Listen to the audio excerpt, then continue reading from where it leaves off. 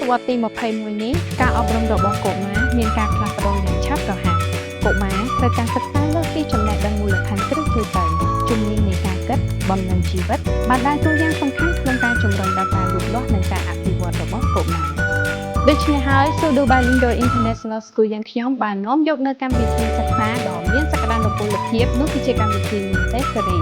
គោលគំនិតក្នុងនៃកម្មវិធីនេះគឺគោរពតាមការគិតនិងការសម្រេចចិត្តរបស់កុមារធ្វើឲ្យកុមារតូចៗចេះសម្រេចចិត្តដោយខ្លួនឯងមានភាពជឿជាក់និងកាន់តែសកម្មតាមរយៈការអនុវត្តជាក់ស្ដែងក្នុងម៉ោងសិក្សាបន្ថែមពីនេះទៅទៀតកុមារនឹងទទួលបានការអប់រំផ្នែកបំណងជីវិតសុជីវធម៌សីលធម៌ហើយធ្វើឲ្យគាត់កាន់តែមានភាពជឿជាក់និងក្លាហានជាងមុនប្រសិនបើមានចំណងទាក់ទងនឹងថ្នាក់ Montessori របស់យើងខ្ញុំអាចចុះឈ្មោះចូលរៀនថ្នាក់សាកល្បងជាមួយយើងទាំងអស់គ្នា